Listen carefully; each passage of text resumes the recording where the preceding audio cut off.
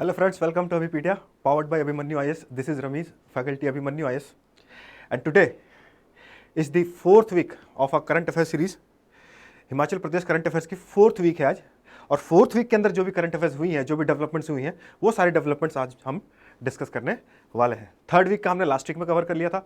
आज हम fourth week and final week of the month of September आज cover करने वाले हैं द करंट अफेयर्स या weekly current affairs of Himachal Pradesh. तो चलिए स्टार्ट करते हैं कि आज का हमारा टॉपिक कौन से सेक्शन से कौन से कितने टॉपिक हैं।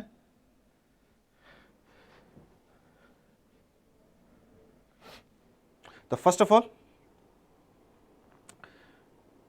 आर्ट एंड कल्चर से एक टॉपिक, पॉलिटी एंड गवर्नेंस से 3, ज्योग्राफी से 1 और साइंस एंड टेक से एक टॉपिक हम डिस्कस करने वाले हैं। और जो भी ये टॉपिक डिस्कस करने वाले हैं, आपको हिमाचल की जो भी एग्जामिनेशन होती हैं, चाहे हिमाचल प्रदेश एडमिनिस्ट्रेटिव सर्विसेज हो या अलाइड सर्विसेज हो या फिर और भी कोई सर्विसेज हो या एग्जीक्यूटिव ऑफिसर्स की कोई भी एग्जामिनेशंस निकल रही हैं, उन सब एग्जामिनेशंस के लिए ये सारे करंट अफेयर्स बहुत ही रेलेवेंट है। स्पेशली HPAS उसके लिए बहुत ही रेलेवेंट है। और तो आपको पता है कि मेंस आने वाली हैं सामने। अब HPAS की प्रीलिम्स 13 सितंबर को हुई है, उसके बाद अब मेंस आने वाली है। तो यहाँ आज भी जो हम आर्टिकल डिस्कस करेंगे या जो डेवलपमेंट डिस्कस करेंगे, वो आपके मेंस पॉइंट ऑफ व्यू से भी बहुत ही रेलेवेंट और इंपॉर्टेंट है।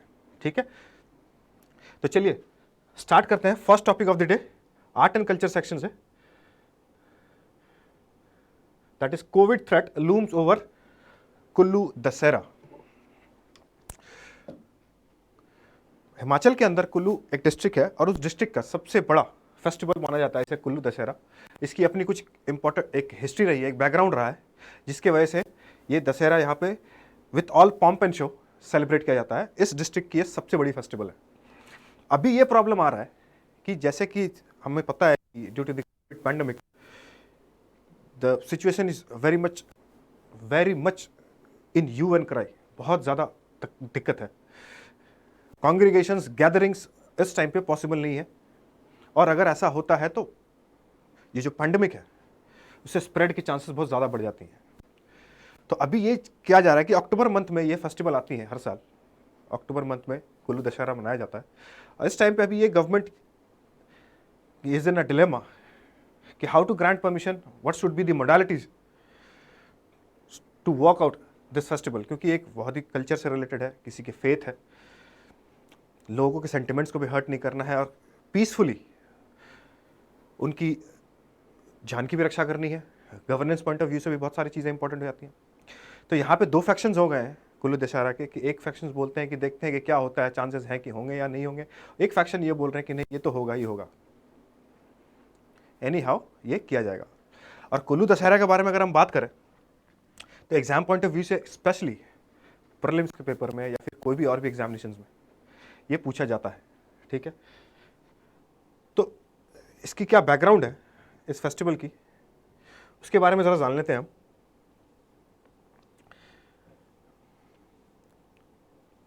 देखिए, ये इस तरह का कॉन्ग्रीगेशन होता है, इस तरह की गैदरिंग होती है, रैलीज निकलती हैं। देखिए किस तरह की भीड़ यहाँ पे उमड़ती है।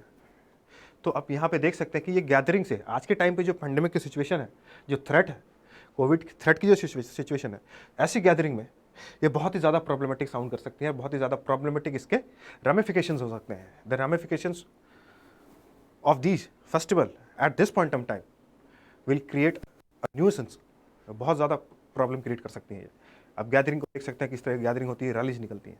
ठीक है, रथ यात्रा निकाला जाता है, तो लोग लाखों की तादाद में लोग यहाँ पे जमा होते हैं। तो ये बहुत ज़्यादा प्रॉब्लमेटिक हो सकता है। तो अभी यही गवर्नमेंट डिलेमा में है कि किस तरह की परमिशन को ग्रांट की जाए, क्या मोडालिटीज़ होनी चाहिए। ठीक है, तो ये सारी चीज़ें चल रही हैं। इसके लिए ये फेस्टिवल आज न्यूज़ में है, क्योंकि अक्टूबर मंथ में, नेक्स्ट मंथ, कमिंग मंथ में ये सेलिब्रेट होता है हर साल। अब कुल्लू दशहरा के बारे में ये बोला जाता है कि वहाँ पे एक किंग थे, किंग जगत सिंह। तो उन्होंने, एक इंसान थे वहाँ पे कुल्लू डिस्ट्रिक्ट के अंदर, ये 15-16 सेंचुरी की बात है, 16-17 सेंचुरी की बात है। तो एक पत्थर था उनके पास, या कोई एक पत्थर, उसे हीरा बोलिए, डायमंड है, एक इंसान के पास था। वो पत्थर ये किंग चाहता था कि ये इसके पास आ जाए और उसको थ्रोन में लगे। वो बहुत ही नायाब पत्थर था, वेरी प्रीसियस। तो उसे बुलाया गया, किंग ने परमिशन दिया कि उसे बुलाया जाए। अब वो इंसान जिसके पास ये पत्थर है उसे ये डर हो गया कि ये किंग तो ये ले लेगा, ठीक है।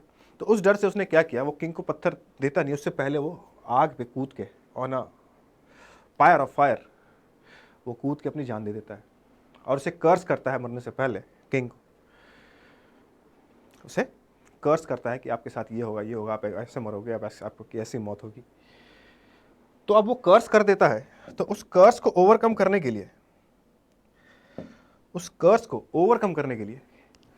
किंग बहुत सारे पंडित्स को बुलाते हैं कि यार ऐसा ऐसा ऐसे ऐसी घटना हुई है हमारे साथ, दीज आर द इंसिडेंट्स मेरे साथ हुई है, तो मैं क्या करूं, उसने मुझे कर्स किया है, तो उस कर्स को मैं किस तरह से ओवरकम करूं, उसे सर्कमवेंट कैसे करूं।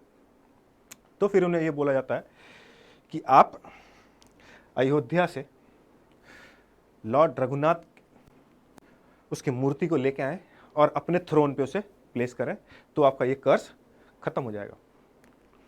तो फिर कुल्लू से अयोध्या लोग जाते हैं और चोरी से उस रघुनाथ के आइडल को लेके आते हैं, पर रास्ते में उन्हें रोक लिया जाता है जब पता चल जाता है अयोध्या के लोगों को। तो वो फिर बोला जाता है उनको, ऐसा ऐसा क्या कारण है, आप लोग क्यों ऐसा कर रहे हैं। तो फिर उन लोगों ने बताया कि ऐसा ऐसा है, हमारे किंग को, किंग जगत सिंह को ऐसा कर्स किया गया है, तो यहाँ पे उनको ये इंस्ट्रक्ट किया गया है कि आप वो आइडल को यहाँ पे लेके आए, अपने थ्रोन पे प्लेस करें, तो ये कर्स आपकी खत्म हो जाएगी, सर्कमवेंट हो जाएगी, डॉज हो जाएगी। तो फिर लोग इस रघुनाथ की आइडल को वापस अयोध्या लेके जाने के लिए उठाना चाहते हैं, लेकिन वो उठते ही नहीं है, इतनी भारी हो जाती है, ऐसा ये मानना है लोगों का, कि इतनी उसकी वेट हैवी हो जाती है कि वो उठता ही नहीं है। लेकिन जब वो कुल्लू की तरफ लेके जाते हैं तो फिर आसानी से उठ जाता है और कुल्लू की तरफ जाता है। तो वहीं से फिर ये रघुनाथ के आइडल को लेके कुल्लू आया जाता है और राजा जगत सिंह उनके थ्रोन पे बिठाया जाता है, और वहाँ उसके बाद से ही रघुनाथ की थ्रोन को या उनके आइडल को कुल्लू के अंदर पूजा जाने लगता है, ठीक है। और कुल्लू गवर्नमेंट के हिमाचल गवर्नमेंट ने इस कुल्लू दशहरा को इंटरनेशनल फेस्टिवल डिक्लेयर कर दिया, ठीक है। दिस फेस्टिवल हर साल is getting celebrated with all pomp and show, बहुत सारे लैविश होता है, ठीक है। Himachal is a culturally rich state, तो बहुत तरह के फेस्टिवल्स, बहुत तरह के सारी चीज़ें हिमाचल के अंदर है। तो कल्चर पॉइंट ऑफ व्यू से ये जो कुल्लू दशहरा ये बहुत इंपॉर्टेंट हो जाता है हमारे लिए, ठीक है, एग्जाम पॉइंट ऑफ व्यू से।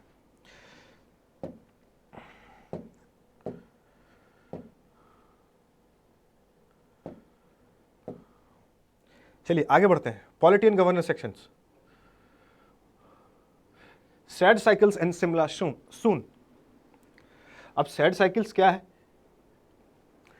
अब सैड साइकिल्स ये है कि आपने स्मार्ट सिटी के बारे में सुना होगा, smart city mission of the government of India. तो स्मार्ट सिटी के अंदर 100 स्मार्ट सिटीज चुनी गई थी कि जिसे स्मार्ट सिटी बनाया जाएगा। Smart city in the sense हम देखेंगे अभी स्मार्ट सिटी मिशन क्या है या स्मार्ट सिटी किसे बोलते हैं। तो शिमला के अंदर ये स्मार्ट सिटी प्लान के तहत शेयरिंग साइकिल्स राइड स्टार्ट की जाएगी, basically for the protection of the environment, ठीक है। और स्मार्ट सिटी के तहत ये शेयर्ड बाईसाइकिल्स वाली जो स्कीम है ये शिमला के अंदर लॉन्च की जाएगी, और इसकी जो पूरी दारमोदार है ये बैंगलोर की एक कंपनी को दिया गया है। जिस कंपनी को ये दिया गया है वो कंपनी और भी कई जगहों पे ये अपनी शेयरिंग वाली साइकिल की जो राइड होती है ये चलाती हैं, जैसे कि ये पंचकुला पे भी चलता है, ठीक है। तो ये सारी चीज़ें चल रही हैं, और भी इस कंपनी को और भी कई जगह की ये सारी टेंडर्स दी गई हैं। तो चलिए हम देखते हैं कि कौन सी जगह पे होगा, ये क्या है नहीं है। एग्जाम पॉइंट ऑफ व्यू से आपने क्या ध्यान पे रखना है?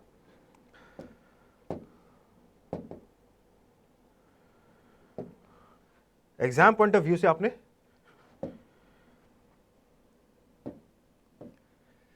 ये ध्यान पे रखना है कि कहां से कहां तक वो चल रही है। CTO टू समर हिल, छोटा नागपुर, ये 3 जगहों पे ये स्टार्ट होने वाला है।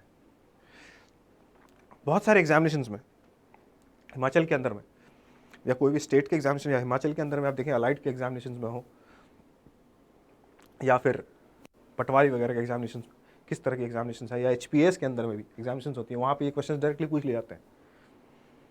क्योंकि आपको पता है कि हिमाचल के पेपर के अगर अब देखा जाए तो उनको एक्चुअली में कोई ऐसा डिफाइंड पैटर्न नहीं है कि हाँ इस तरह से ही क्वेश्चन पूछे जाते हैं, इस तरह के क्वेश्चन नहीं पूछे जाते हैं, ऐसा कुछ नहीं है, क्वेश्चन पूछ लिए जाते हैं। ठीक है, याद रखना है आपने क्या, शिमला स्मार्ट सिटी के तहत ये चीज़ें शेयर्ड बाईसाइकिल स्टार्ट की गई हैं। ठीक है, अब चलते हैं हम smart city. Smart city mission किसे बोलते हैं?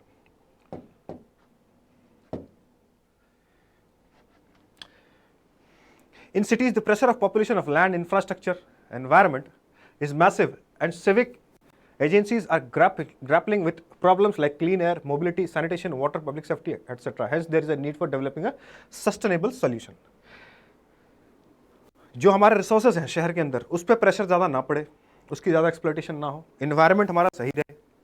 ठीक है, मोबिलाइजेशन जैसे कि ट्रांसपोर्ट वगैरह, ये सारी चीज़ें सही रहे, इन्वायरमेंट सही रहे, सैनिटेशन, हेल्थ, ये सारी चीज़ें, इनको proper management for the purpose of sustainable development जब हम ये करते हैं तो फिर वो स्मार्ट सिटी का एक, समझ लीजिए, एक नॉमेनक्लेचर तैयार होता है। इन सब चीज़ों पे जब ध्यान देके किया जाता है, तो यहाँ पे जो साइकिल वाली राइड स्टार्ट की गई है, ये एनवायरनमेंट को ध्यान पे रख के किया गया है basically, and mobilisation and clean air, environment को ध्यान पे रख के किया गया है कि हाँ जितनी साइकिल राइड स्टार्ट होंगी तो व्हीकुलर एमिशंस कम होंगे और एक तरह से सेफ्टी भी होंगी, तो इसके लिए स्टार्ट किया गया है। याद रखिएगा, स्मार्ट सिटी मिशन के तहत ये बाईसाइकिल साइकिलिंग जो राइड स्टार्ट की गई है वो शिमला के अंदर स्टार्ट की गई है अभी फिलहाल, स्मार्ट सिटी मिशन के तहत। ठीक है,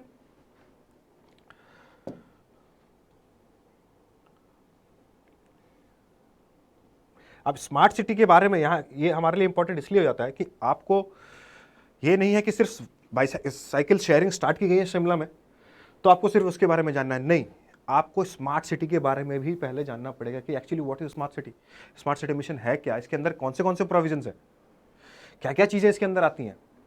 तो स्मार्ट सिटी आपके लिए prelims as well as mains जो सामने आने वाली है, मेंस पॉइंट ऑफ व्यू तो बहुत ही इंपॉर्टेंट है। You will have to cover every aspect of the smart city mission, it is very important. कोई भी एग्जामिनेशन, कॉम्पिटेटिव एग्जामिनेशन के लिए बहुत इंपॉर्टेंट हो जाता है, स्पेशली जब हम एनवायरनमेंट की बात करते हैं और गवर्नेंस की बात करते हैं, दोनों सेंस में, स्पेशली गवर्नेंस सेंस में बहुत इंपॉर्टेंट हो जाता है। तो आपको इसके सारे लेंथ एंड ब्रेथ को कवर करना है। ठीक है, ये जो पीडीएफ है, पीडीएफ आपको मिल जाएंगी, आप डिस्क्रिप्शन पे जाके अपने आप को रजिस्टर करें, वहाँ पे एक लिंक दी गई है, उस लिंक पे क्लिक करें, एक हमारे पोर्टल पे आप पेज पे पहुँचेंगे, वहाँ अपने आपको रजिस्टर करें, आपको वहाँ पे पीडीएफ, हमारे जो सेशन चल रही है, लेक्चर चल रही है, इसकी पीडीएफ आपको मिल जाएगी। ठीक है, उसके लिए घबराने की जरूरत नहीं है, सारे कंटेंट भी आपको मिल जाएंगे, सारे पीडीएफ आपको मिल जाएंगे। तो कैसे पढ़ना है, क्या कैसे तैयार करना है मेंस पॉइंट ऑफ व्यू से, यहाँ से मिल जाएगा। Need not to worry about anything, but you need to register yourself. Description में जाके लिंक है, लिंक को क्लिक करें, अपने आप को रजिस्टर करें। आप हमारे पेज पे लिंक पे क्लिक करते हैं, हमारे पेज पे पहुंचेंगे, पेज पे पहुंचने के बाद आप रजिस्टर करें, आपको फिर से आप वहां से पीडीएफ को डाउनलोड कर सकते हैं। ठीक है, उसके बाद इजीली आपको पीडीएफ मिल जाएगी। तो second topic from the governance section, government issues notification for Palampur municipal corporation.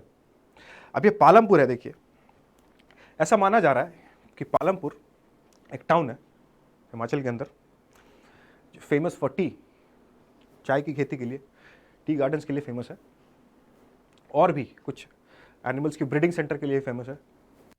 तो वहाँ पे अब ये बोला जा रहा है, गवर्नमेंट ने, ये बहुत दिन से ये चीज़ बात चल रही है कि ये पालमपुर म्युनिसिपल काउंसिल थी, टाउन काउंसिल थी, उसको अब एनलार्ज करके उसको कॉर्पोरेशन बनाया जाए, उसके एम्बिट को बढ़ाया जाए, उसके अंदर ज़्यादा लोगों को लाया जाए और ज़्यादा एरिया को लाया जाए और उसे कॉर्पोरेशन घोषित किया जाए। क्योंकि the reason behind this is कि पालमपुर के रिसोर्सेज के अंदर अब प्रेशर बहुत ज़्यादा बढ़ रहा है, लोग ज़्यादा आ रहे हैं, ज़्यादा पोल्यूशन बढ़ रहा है, ज़्यादा पालमपुर के रिसोर्स को एक्सप्लॉइट किया जा रहा है। तो उसके रेगुलेशन के लिए, उसके स्ट्रिक्ट रेगुलेशन के लिए इसको कॉर्पोरेशन बनाना ज़रूरी है। अब कॉर्पोरेशन बनाने के लिए हिमाचल गवर्नमेंट ने एचपी म्युनिसिपल एक्ट जो है वहाँ पे रिफॉर्म्स भी लेके आए थे। पहले क्राइटेरिया था कि कॉर्पोरेशन बनाने के लिए 50,000 मिनिमम पॉपुलेशन चाहिए, लेकिन उसे अब 40,000 कर दिया गया है।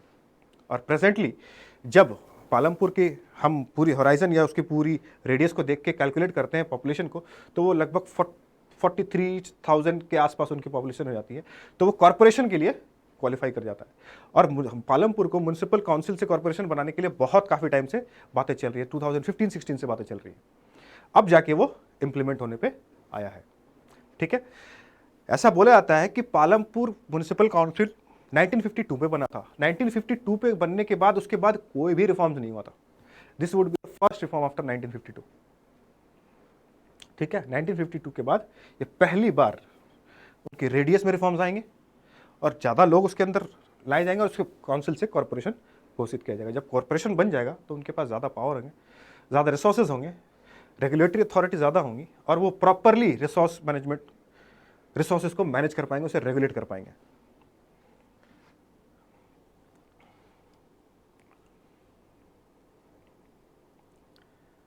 देखिए, the reason behind this is very important, you need to understand this. Because of vast urbanization, Palampur had emerged as one of the fast-growing towns of the state. Therefore, the state government given its consent to set up the municipal corporation at Palampur. In the absence of proper planning, various parts of satellite areas had turned into slums and residents were facing problems like disposal of garbage, sewerage, street lights and drainage system. ये सारी problem हो रही थी क्योंकि वो उनके ambit के बाहर जा रही थी, वो उनके डिफाइंड काउंसिल के एम्बिट से बाहर जा रही थी और उसे प्रॉपर रेगुलेट नहीं किया जा रहा था। इसके लिए यहाँ पे इतने सारे न्यूसेंस क्रिएट हो रहे थे। तो इनको रेगुलेट करने के लिए ये उनको कॉर्पोरेशन का दर्जा देना, स्टेटस देना बहुत ही ज़्यादा इंपॉर्टेंट हो गया था। ठीक है, moving on towards the next topic. Moving on towards the next topic, DK Sharma is HPERC chief. Devendra Kumar Sarma has been appointed as the chairman of the Himachal Pradesh Electricity Regulatory Commission. ठीक है, अब ये हिमाचल प्रदेश के नए, ऐसे देखिए ये examination directly code कर दिए जाते हैं, प्रीलिम्स के पेपर में डायरेक्ट कोड कर देते हैं कि who is the incumbent chairman of Himachal Pradesh electricity regulatory commission. 4 नाम दे देंगे, आपको उनमें से सेलेक्ट करना पड़ेगा। स्टेट के एग्जामिनेशन में डायरेक्टली पूछ लिए जाते हैं ऐसे क्वेश्चंस। ठीक है, तो ये जो डेवलपमेंट्स हो रही हैं आपको स्टेट के एग्जामिनेशन के लिए, तो ये भी जो डेवलपमेंट्स हैं ये भी आपके दिमाग में कहीं ना कहीं होनी चाहिए ये चीज़ें। ठीक है, अब ये जो जिस इंसान को अपॉइंट किया गया है, ही इज़ हाईली एक्सपीरियंस्ड, बहुत जगह पे ये काम कर चुके हैं, इंटरनेशनल भी काम कर चुके हैं, नेशनल भी काम कर चुके हैं। ठीक है, तो ही इज़ हाईली एक्सपीरियंस्ड और उनको चुना गया है चेयरमैन के लिए। अब ये जो HPERC है ये क्या है?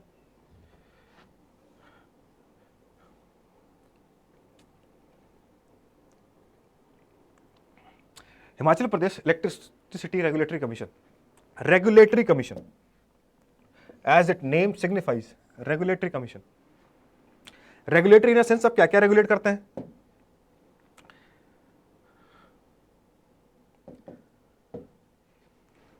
The function of the commission as stated under section 86 of the Electricity Act 2003 as follows: determine the tariff, generation, supply, transmission, wheeling of electricity, wholesale, bulk, retail as the case may be within the state.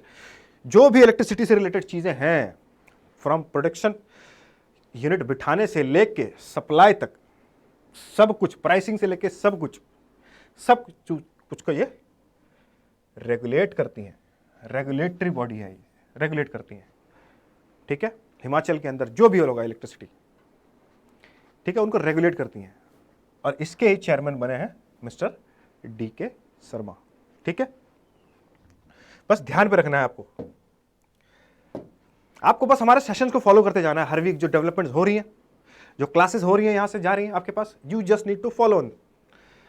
ठीक है, पूरे week में हर एक week की classes होंगी, हर एक week के contents आपको मिलेंगे, जो भी डेवलपमेंट्स होंगे आपको बस फॉलो करते रहना है regularly. You need to be in touch with us. सारे करंट अफेयर्स जो भी यहाँ से हम जा रहे हैं, इससे बाहर से आपसे करंट अफेयर्स कुछ नहीं पूछा जाएगा, जो भी पूछा जाएगा यहीं से पूछा जाएगा और इसी के डोमेन के अंदर से क्वेश्चन आएगा, इससे बाहर कुछ नहीं पूछा जाएगा। इससे बाहर अगर कुछ पूछा जा रहा है, कुछ भी ऐसा डेवलपमेंट्स करंट अफेयर्स से रिलेटेड, तो समझ लीजिएगा वो किसी को और को भी नहीं पता है। अगर आपको नहीं पता है तो जो हमारी सेशन को फॉलो कर रहे हैं, अगर आपको नहीं पता है तो किसी और को भी नहीं पता है। बिकॉज दीज कंटेंट्स, जो भी ये कंटेंट है, these are getting compiled from the various sources. ठीक है, बहुत सारे सोर्सेस से कंपाइल हो रही हैं और जो भी रेलेवेंट टॉपिक हैं जो हम करंट अफेयर्स में डिस्कस कर रहे हैं, वो हिमाचल के अंदर जो भी एग्जामिनेशन हो रही हैं, जो भी कॉम्पिटिटिव एग्जामिनेशन हो रही हैं, सब के लिए इंपॉर्टेंट है। आपको बस बाइफरकेट करना है कि कौन से जो टॉपिक है या कौन से डेवलपमेंट है, कौन से एग्जाम के लिए रेलिवेंट हो सकता है। अगर आप इन सब एग्जाम्स के लिए बैठ रहे हो तो आपको ये सारी चीज़ें पढ़नी ज़रूरी है, आपको रेगुलरली फॉलो करना ज़रूरी है।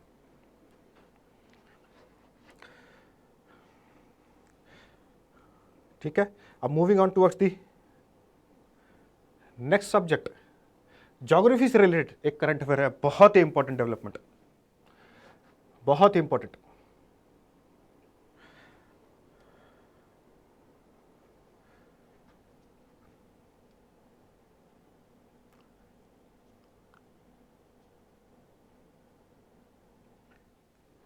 हमने लास्ट क्लास में अटल टनल या रोहतांग टनल के बारे में पढ़ा था, डिस्कस किया था कि हाँ ये टनल, ये 3 अक्टूबर को, 3 अक्टूबर को ये इसकी ओपनिंग होने वाली है। The honourable prime minister is will be coming to inaugurate this tunnel.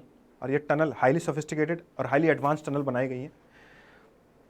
ठीक है, अब ये टनल जो बनी है, ये जो इमेज में आप देख रहे हो, ये तो रोहतांग अटल टनल की इमेज है जब ये बन रही थी। ऑलमोस्ट ये कंप्लीट अब हो चुकी है, इसकी इनॉग्रेशन होनी है अब 3 अक्टूबर को। इस टनल से रिलेटेड हमने रोहतांग टनल के बारे में लास्ट क्लास में पढ़ा था, लेकिन इस क्लास में हम आपको यह बता रहे हैं कि इसके अलावा और 4 टनल बनने वाले हैं। और जब ये और 4 टनल बनने लगेंगे, जब ये कंप्लीट होगा, तो फिर हिमाचल और हमारे जो एक्सट्रीम नॉर्थ पे हैं जो एरियाज है, जिसके साथ हमारी कनेक्टिविटी पूरे साल नहीं रहती due to the adverse weather conditions, तो वो जब टनल्स बन जाएंगी तो फिर हम पूरे बॉर्डर एरियाज तक, खास करके जो LAC वाली रीजन है, लाइन ऑफ एक्चुअल कंट्रोल, जहां से चाइना के साथ हमारी बॉर्डर लगती है, वो सारे एरियाज कनेक्टेड हो जाएंगे और पूरे साल मोबिलिटी रहेगी। ठीक है, तो कौन से वो टनल बनने वाले हैं, द प्रपोज्ड टनल। ठीक है, ये एग्जाम पॉइंट ऑफ व्यू से बहुत इंपॉर्टेंट है। और ये फॉर्डर पॉइंट्स अगर आपके दिमाग में है, if you are carrying these kind of further points in your mind, then you will be easily able to quote the examples in the mains answer. Mains के जब आंसर लिखोगे आप, तो ये अगर आपके पास फॉर्डर पॉइंट्स है तो आप इजीली वहां पे कोट कर पाओगे एज एन एग्जाम्पल। और जब एग्जाम्पल में आप कोट करोगे तो आप you are substantiating your content, and the moment you substantiate your content, you score good marks, you get an edge over other aspirants. आपके आंसर्स दूसरे आंसर से अच्छे हो जाते हैं और आपको बेटर मार्क्स मिलते हैं दूसरों से। This is how we call content substantiation. अब ये टनल बन रही है तो how will it add to the prosperity of that region, और या तो प्रॉस्पेरिटी ऑफ दैट स्टेट या प्रॉस्पेरिटी ऑफ दैट नेशन, ये आपको जानना इंपॉर्टेंट है। ठीक है, कि कनेक्टिविटी हो जाएगी पूरे साल के लिए, चाहे कैसा भी वेदर कंडीशन हो, क्योंकि ठंडी के टाइम पे इतनी ज़्यादा स्नोफॉल होती है, वो कुछ एरियाज अलूफ हो जाते हैं मेनलैंड से, कनेक्टेड ही नहीं रहते। और उसके बाद फिर जो भी डेली यूजेस की चीज़ें हैं वो वहाँ तक पहुँचने में दिक्कत हो जाती है और लोगों को सफ़र करना पड़ता है। तो पहली बात तो ये ख़त्म हो जाएगी, कनेक्टिविटी आ जाएगी तो पूरे साल मोबिलिटी रहेगी। ठीक है, movement of man and material पूरी साल रहेगी। रेलवे लिंक्स लाइन्स भी बन रहे हैं, तो हमारे जो बॉर्डर एरियाज हैं वो भी सिक्योर रहेंगे। स्ट्रेटेजिक इंपॉर्टेंस कि आराम से मैन और मटेरियल वहाँ पर पहुँचेंगे जब कनेक्टिविटी प्रॉपर रहेगी। तो बॉर्डर एरियाज को भी हम प्रॉपरली सिक्योर कर सकते हैं, स्पेशली द LAC। और आज के प्रेजेंट सिचुएशन आप देखें, वहाँ पे बहुत सारी प्रॉब्लम्स चल रही हैं, तो स्ट्रेटेजिक इंपॉर्टेंस भी है, इकोनॉमिक इंपॉर्टेंस भी है, ठीक है, सोशल इंपॉर्टेंस भी है, बहुत सारी फायदे होते हैं। तो ये जो टनल है, अटल टनल, इसे तो प्रपोज किया था 2010 में जब UPA की गवर्नमेंट थी। ये 10 साल लगाए कंप्लीट होने में, क्योंकि पूरे साल काम नहीं होते इन जगहों पे। कुछ जब एडवर्स वेदर कंडीशन हो जाती है ठंडी के टाइम पे, तो लोग वहाँ पे काम नहीं कर पाते हैं, तो टाइम लग जाता है। तो इसके बाद वाली भी जो टनल्स हैं जो बनने हैं, प्रपोज हुए हैं, ठीक है, उनके साथ भी यही कुछ इश्यूज चल रहे हैं कि पूरे साल काम नहीं कर पाते हैं वहाँ पे, क्योंकि condition is not conducive to work for the whole year. Environmental या कंडीशंस, क्लाइमेटिक कंडीशंस वैसे सूटेबल नहीं है, कंड्यूसिव नहीं होते। अब वो कौन से हैं?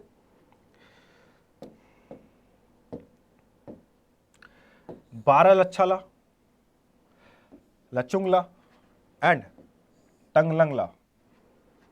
अब ये जो टनल्स बनेंगी, ऑल वेदर कनेक्टिविटी टू ले रीजन, ले लद्दाख, जो हमारे चाइना के साथ जहां पे LAC की बॉर्डर लगती है, वो वाली reason.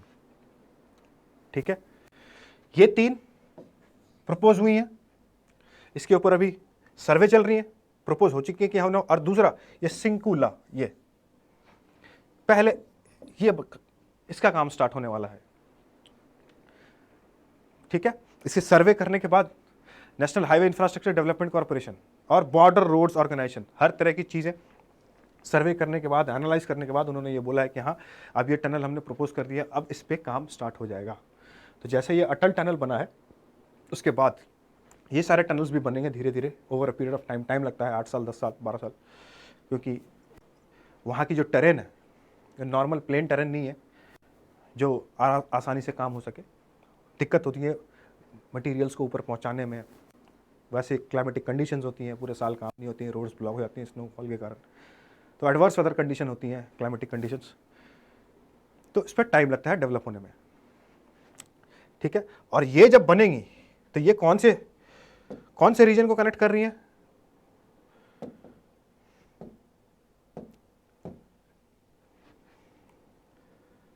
Zanskar valley to Lahaul Spiti.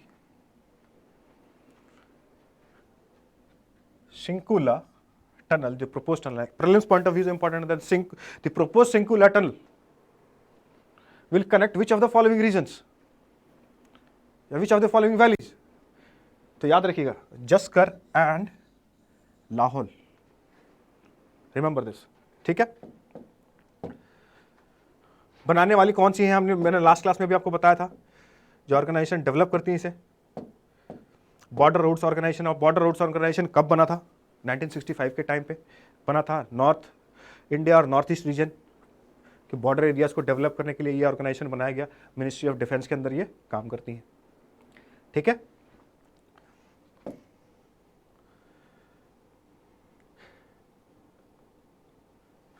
Final topic of the day science and technology section से। इसमें ज़्यादा कुछ जानने की जरूरत नहीं है, बस आपको ये याद रखना है कि कौन सा मेडिकल कॉलेज, नाम क्या है, कहां पे डेवलप हो रहा है, कौन से डिस्ट्रिक्ट में डेवलप हो रहा है। डायरेक्टली क्वेश्चन पूछ लिए जाते हैं प्रीलिम्स में। Doctor Radhakrishnan government medical college has been proposed in which district of Himachal Pradesh. ठीक है, तो ये आपको जानना है, क्योंकि पेपर में डायरेक्टली कौन से कॉलेज कहाँ पे है, कौन से मेडिकल कॉलेज कहाँ पे है, कौन से कॉलेजेस कहाँ पे, कौन से रिसर्च सेंटर कहाँ पे है, डिस्ट्रिक्ट्स दे देते हैं, डायरेक्टली क्वेश्चन कोड करते हैं और 4 डिस्ट्रिक्ट के नाम दे देते हैं। आपको उन डिस्ट्रिक्ट को, सही डिस्ट्रिक्ट को चुनना होता है। तो याद रखिएगा, construction of medical college begins in Hamirpur. Hamirpur में मेडिकल कॉलेज बनेगा। नाम क्या है? Doctor Radhakrishnan government medical college near Thai village Hamirpur. Remember this, Hamirpur district में प्रपोज किया गया है। वैसे तो ये एक साथ 3 मेडिकल कॉलेजेस की बात हुई थी जब यूपीए की गवर्नमेंट है 2014 में। तो 2014 के टाइम पीरियड पे 3 कॉलेजेस, मेडिकल कॉलेजेस प्रपोज हुए थे। एक हमीरपुर के अंदर है, एक चंबा के अंदर है, और एक and the third one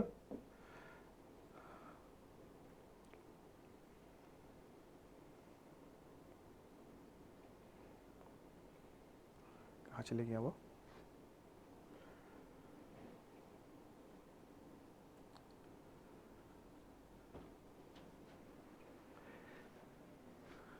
third one I think it is on the Mandi district में प्रपोज हुआ है, चंबा एंड मंडी डिस्ट्रिक्ट।